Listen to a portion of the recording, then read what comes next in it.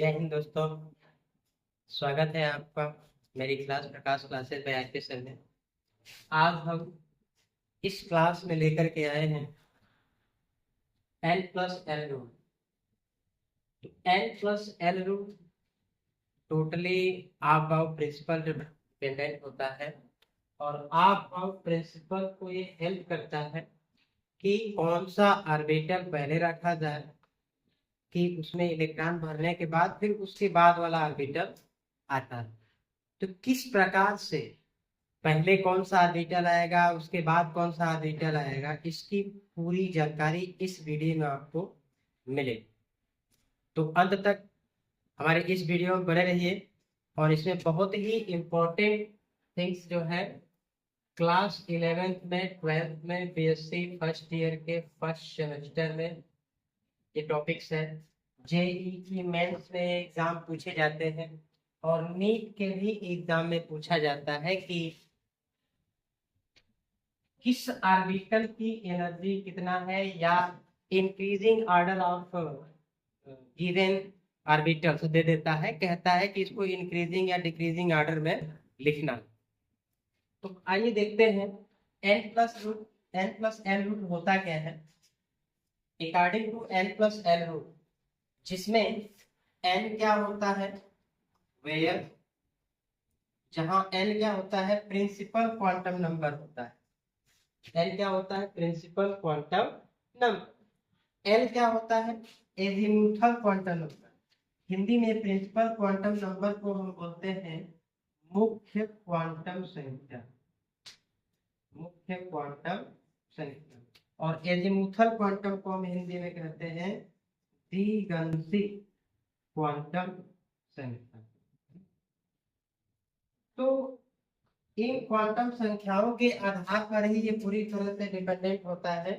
इसमें सबसे important thing क्या होती है कि जो एल की वैल्यू होती है वो कब और कितना लेना है, ये डिपेंड होता है किस पर, आर्बिटल्स। आर्बिटल अगर एस है तो एल की वैल्यू कितनी होती है, 0। अगर पी आर्बिटल है तो एल की वैल्यू कितनी होगी, 1। अगर डी आर्बिटल है तो एल की वैल्यू कितनी होगी, 2। और एफ आर्बिटल है तो एल की वैल्यू कितनी होगी, 3। या हम कह सकते हैं एल की वैल्यू 0 तब होगी जब यस ऑर्बिटल होगा, एल की वैल्यू 1 तब होगी जब पी ऑर्बिटल होगा। क्लियर। आइए देखते हैं किस प्रकार से इसको हम अरेंज करते हैं।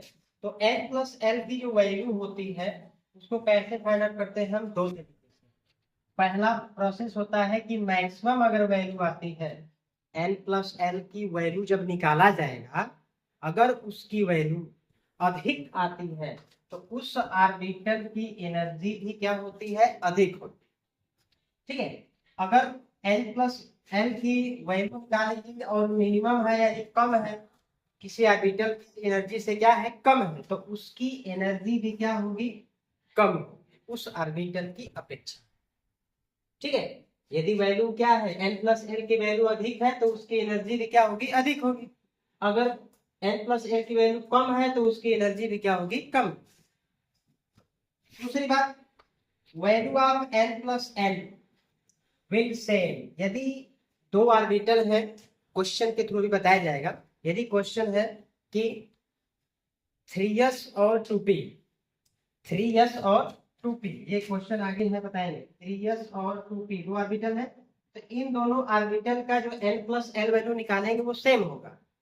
तो जब सेम होगा तब बताया जा रहा है कि यदि n+l का वैल्यू अगर सेम आएगा तब उसकी एनर्जी हम कैसे निकालेंगे और कैसे हम पहचानेंगे कि इसमें वैल्यू किसकी किसकी एनर्जी क्या होगी, अधिक हो, या कौन सा ऑर्बिटल पहले लिखा जाएगा, कौन सा ऑर्बिटल बाद में लिखा जाएगा। ठीक है।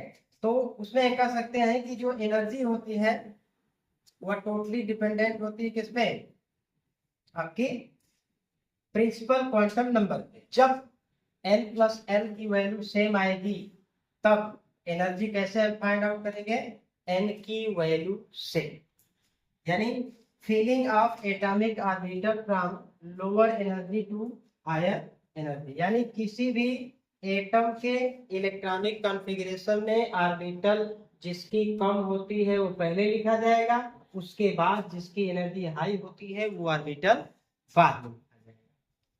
ठीक है, तो आइए देखते हैं how to find energy of orbitals.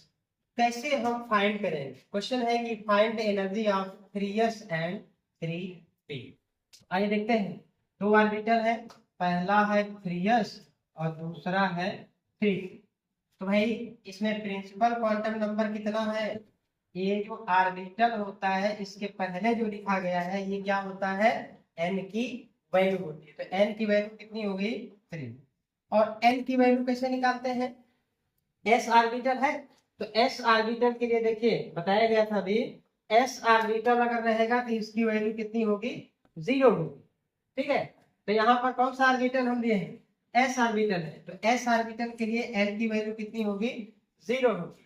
तो n प्लस l की वैल्यू कितनी हुई? 3 प्लस 0, यानी कितनी आ गई? 3 हुई। 3s की n प्लस l वैल्यू कितनी हो गई? 3। क्लियर? अब 3p के लिए निकालेंगे तो n की वैल्यू कितनी हो गई? 3। और l की वैल्यू, कौन सा ऑर्बिटल है यहाँ पर? p। तो जब p ऑर्बिटल है तो p ऑर्बिटल के लिए l की वैल्यू कितनी होती है? 1। तो यहाँ पर हम कितना रखेंगे? 1 रखेंगे। तो l की वैल्यू कितनी होगी? 1। अर्थात n प्लस l की जब वैल्यू निकाला जाएगा तो 3 प्लस 1 यानी कितना आएगा? 4। So in this case of 3s and 3p orbital, we had to find the energy of L plus L of orbital 3s and 3p will be 3 and 4 respectively. So 3s की energy क्या है? 3 और 3p की energy क्या है? 4। तो इसमें energy कम किसकी है? 3s की। अर्थात हम कह सकते हैं, हम रिजल्ट प्राप्त किए कि 3s की एनर्जी क्या है? कम है, और 3p की क्या है? अधिक है। क्लियर है? ठीक है, देखिए इसमें हम जो भी चीजें बता रहे हैं एकदम एग्जैक्ट भी परफेक्ट अच्छे से ध्यान से देखिए, तब जाके आपको ये टॉपिक क्लियर होगा। वीडियो को में एकदम अंत तक बने रहिएगा, वीडियो को स्किप मत कीजिएगा। आपको इसमें सभी चीजें n प्लस l का सभी चीजें आज खत्म हो जाएगा इस वीडियो में। तो देखिए आगे चलते हैं, कैसे n प्लस l की एनर्जी ऑर्बिट और ऑर्बिटल दोनों में कैसे हम फाइंड आउट करें। ध्यान से देखिएगा इस टेबल को। ऑर्बिट कितने होते हैं? 1 से लेके 8 तक। कौन कौन होते हैं? k l m n o p q r। ये ऑर्बिट कहाँ दिखाया जाता है? ऑर्बिट कहाँ होता है भाई? ऑर्बिट कहाँ होता है? किसी भी मॉलिक्यूल का अगर हम न्यूक्लियस खींचे हैं, किसी भी एटम का हम न्यूक्लियस खींच रहे हैं, तो ये जो अलग अलग हम पढ़े हैं, क्लास 9 से पढ़ते आ रहे हैं इसको, तो ये जो है पहली कक्ष है, दूसरी, तीसरी, चौथी एंड सो ऑन, ये कहाँ तक होती है? 8 तक होती है। यानी कौन कौन होता है? K L M N O and so on, कहाँ तक होता है? ये 8 तक होता है। ठीक है, तो इसमें जो आप देख रहे हैं कि ये इतना होता है ऑर्बिट्स, तो यही इसी ऑर्बिट्स की हम बात कर रहे हैं कि ऑर्बिट्स जो है कहाँ है? के एल एम एन ये सब है ना। तो इस ऑर्बिट में अगर पहला वैल्यू है तो इसमें ऑर्बिटल कितना होता है? 1 होता है। यानी पहले वाले ऑर्बिट में केवल एक ऑर्बिटल होता है। कौन सा होता है? 1s। दूसरे ऑर्बिट में कितने ऑर्बिटल होते हैं? 2, 2s और 2p। इसी तरह से इसमें सब बताया गया है कि किस ऑर्बिट में कितने ऑर्बिटल होते हैं, टू बी एग्जैक्ट। ठीक है, अब हम पता करेंगे, सबकी वैल्यू निकालेंगे। यहाँ पर n प्लस n वैल्यू सबका निकालेंगे। तो सबकी वैल्यू लेके निकालने जा रहे हैं। इसमें n का वैल्यू कितना है? 1। n की वैल्यू कितना है? 0, क्योंकि s ऑर्बिटल है, s ऑर्बिटल के लिए l की वैल्यू क्या होती है? 0। n प्लस l वैल्यू कितनी टोटल हो गई? 1। क्लियर है? अब 2s की निकालिए। तब 2s का कितना होगा? 2s के लिए इधर देखिए और 2p के लिए इधर देखिए। तो 2s के लिए n का वैल्यू कितना हो गया? 2। n की वैल्यू s ऑर्बिटल है तो 0, तो n प्लस l वैल्यू कितनी हो गई? 2। ठीक है। अब 2p के लिए देखेंगे तो n की वैल्यू कितनी है 2, लेकिन n की वैल्यू p ऑर्बिटल है तो कितना होगा 1, अर्थात n प्लस l की वैल्यू कितनी होगी 2 प्लस 1। ठीक है, फिर से देख लीजिए इसमें n की वैल्यू 2 है, l की वैल्यू 1 है, क्यों? क्योंकि p ऑर्बिटल है तो कौन सा वैल्यू होगा 1 होगा n का। इसी तरह से इन सबका निकालिए।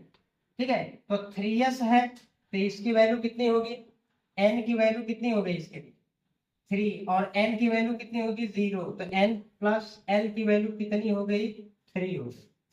क्लियर है।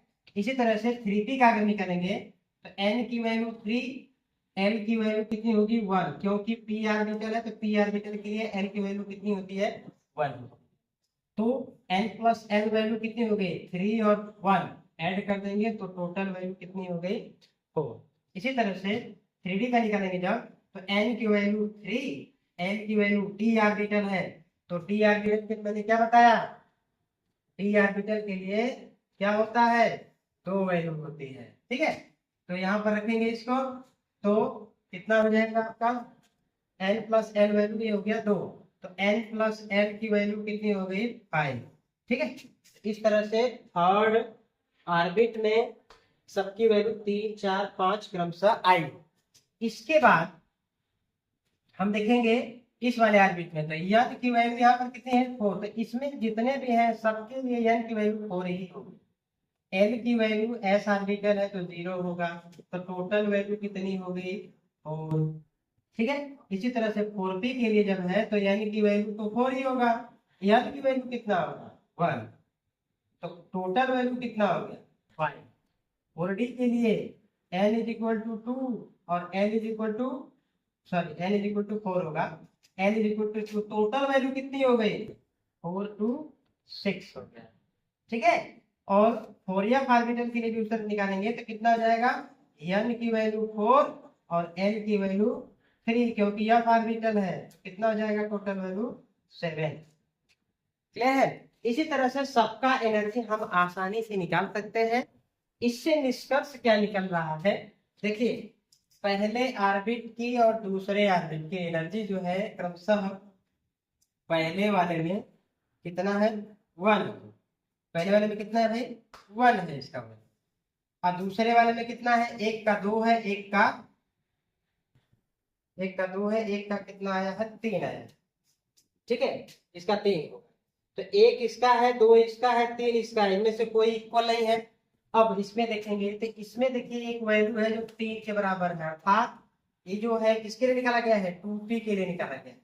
तो 2p जो है इक्वल है एनर्जी किसके 3s के, अर्थात 2p की एनर्जी 3s के क्या है बराबर है, और वो है कितनी 3। ठीक इसी तरह से आगे देखेंगे इसमें 3p की एनर्जी कितनी है भाई 4 है, 4 है, इसमें भी कहीं 4 है 4s की, अर्थात 3p की एनर्जी 4 है 4s की एनर्जी 4 है। इसका मतलब हो गया कि 3p और 4s दोनों की एनर्जी सेम है और वो वैल्यू है कितना 4। ठीक है, क्लियर।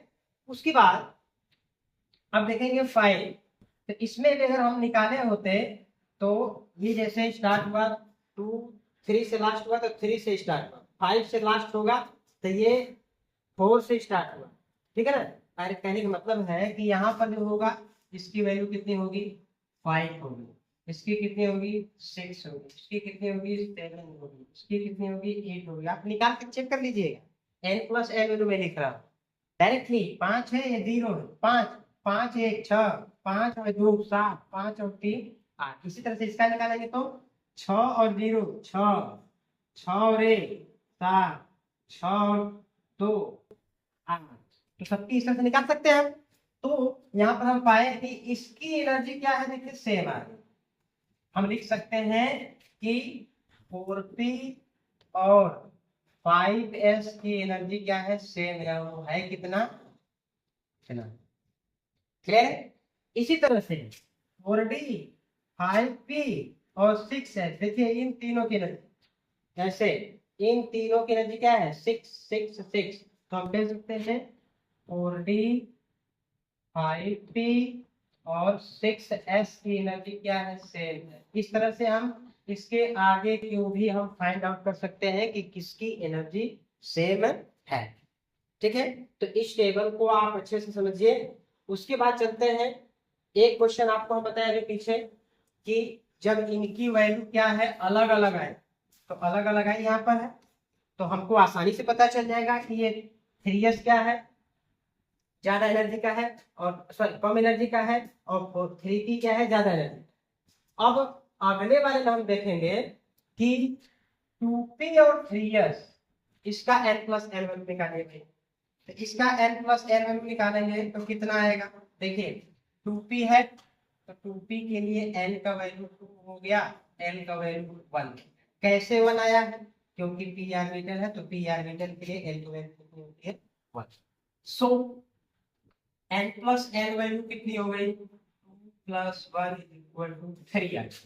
इसी तरह से जब 3s का हम निकालेंगे तो n की वैल्यू कितनी है, 3, और सॉरी s की वैल्यू n की वैल्यू कितनी होगी, यस ऑर्बिटल है तो 3, अर्थात n प्लस n की वैल्यू कितनी हो गई, 3। तो यहाँ पर हम देख रहे हैं कि दोनों की वैल्यू क्या है, सेम आ रही है।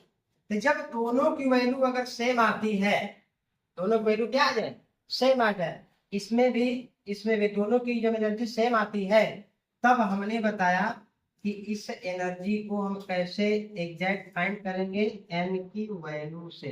कैसे फाइंड आउट करेंगे कि कौन ज्यादा है कौन कम है, n की वैल्यू से। तो जिसमें, नोट कर लीजिएगा, जिसमें या जिस ऑर्बिटल में n का मान कम होता है, m का मान क्या होता है, कम होता है, वह ऑर्बिटल वह ऑर्बिटल की एनर्जी क्या होती है, कम होती। ठीक है, यानी जिस ऑर्बिटल में n की वैल्यू कम आएगी, जैसे यहाँ पर देखिए 2p है और 3s, तो इसमें ये n की वैल्यू क्या है, कम है 3s की अपेक्षा। तो इसका मतलब हुआ कि 2p की एनर्जी 3s से क्या है, कम। इसका रिजल्ट हमें क्या मिला कि 2p की एनर्जी 3s की अपेक्षा क्या है, कम। क्लियर है। एक क्वेश्चन हमने बताया कि जब n की value sorry n plus n की वैल्यू अलग अलग आता है, कोई छोटा कोई बड़ा आता है, तो बड़ा वाला ऑलरेडी क्या होगा, बड़ी एनर्जी का होगा, जैसा कि यहाँ पर दिखाया गया। और अभी हम बताए कि जब n प्लस n की वैल्यू दोनों में क्या आने लगे, सेम आने लगे, तो जब सेम आने लगेगी तो ऑर्बिटल में n की वैल्यू से हम फाइंड करेंगे। n की वैल्यू जिसमें कम होगी उसकी एनर्जी भी कम होगी, और n की वैल्यू जिसमें ज्यादा होगी उसकी एनर्जी भी ज्यादा होगी। ये कब फॉलो होगा, जब n प्लस l की वैल्यू क्या होगी, कम होगी। जब n प्लस l की वैल्यू क्या होगी, कम होगी। ठीक है, आगे देखिए, अगला है, अगला question, to arrange the increasing orders. इसको इंक्रीजिंग ऑर्डर में लिखना है। तो ये हम कब कर पाएंगे, जब इन सबकी n प्लस l वैल्यू निकाल पाएंगे तब। तो चलिए बारी बारी से सबकी n प्लस l वैल्यू निकाल लेते हैं। 3p, 3d, 4s, 4p, और लास्ट है कौन, 5s। देखिए इसमें n प्लस l की वैल्यू, n की वैल्यू कितनी है, 3, और l की वैल्यू p ऑर्बिटल है तो 1 होगा, कितना हो गया, 4। ठीक है, कैसे फाइंड आउट किया गया है ये आप अरेंज करते रहिए। n प्लस l की वैल्यू निकाली है, फिर से n की वैल्यू कितनी है, 3, p ऑर्बिटल है तो इसकी एनर्जी कितनी, सॉरी l की वैल्यू कितनी होगी, 2, तो कितना आ गया इसका एनर्जी पूरा 5 आ गया। ठीक है, अगली बार जब इसको हम देखेंगे 4s के लिए, तो इसमें जब n प्लस l निकालेंगे तो n की वैल्यू कितनी है, 4, और l की वैल्यू कितनी होगी, 0, तो इसकी एनर्जी कितनी आ गई, 4। ठीक है, इसी तरह से 4p का निकाल लीजिए। तो 4p का निकालेंगे तो n प्लस l होगा, तो n की वैल्यू कितनी है 4 और p का वैल्यू कितना है, n का वैल्यू 1 हो जाएगा, तो कितना आ गया 5। और 5 का वैल्यू जब निकालेंगे इन द लास्ट 5 में, तो n प्लस कितना, इसकी वैल्यू कितनी होगी, हाँ, तो n प्लस l वैल्यू हम निकालेंगे, तो n की वैल्यू 5 है और l s आर्बिटल तो 0 होगा, तो इसकी एनर्जी कितनी होगी 5। तो हम देख पा रहे हैं सबकी वैल्यू जब निकाल ली गई तो हमें प्राप्त हुआ कि 2 की एनर्जी सेम है और इस 3 की एनर्जी क्या है, सेम। तो जब सेम वैल्यू है किसी का, तो मैंने पहले बताया कि अगर इन दोनों की वैल्यू सेम है तो इसमें पता किया जाए कि इसमें n की वैल्यू किसमें कम है, 4s में कम है कि 3p में कम है। तो 3p में कम है, तो 3p की एनर्जी सबसे कम हुई, इससे ज्यादा किसकी होगी 4s। तो 3p के बाद कौन सा ऑर्बिटल आएगा, उसके बाद इन तीनों की एनर्जी सेम है। तो इसमें कैसे करेंगे, इन तीनों की एनर्जी सेम है, तो इसमें क्या करेंगे, जब सेम एनर्जी का है तो पहले सबसे कम n का वैल्यू लिखा जाएगा, फिर बाद में इसको, फिर बाद में इसको, यानी n की वैल्यू जिसमें कम होगी पहले उसको लिखते हैं। तो पहले कौन सा आएगा, 3d आएगा। अब 3d के बाद कौन आएगा, 4p आएगा, क्योंकि ये दोनों हम पहले ही लिख चुके हैं, ये वाला और ये वाला पहले लिख चुके हैं। अब ये हो गया, उसके बाद ये आएगा, क्योंकि इन तीनों की वैल्यू सेम है, तो इसके बाद ये आएगा, और लास्ट में कौन होगा, 5s होगा। तो हमें प्राप्त हो गया इंक्रीजिंग ऑर्डर और ascending order of energy of orbitals from कौन, 3p 4s 3d 4p 5s। ठीक है, तो इस तरह से हम पूरा देखें कि किस प्रकार से n प्लस l की वैल्यू पूरी तरीके से निकाल करके हम पता कर सकते हैं।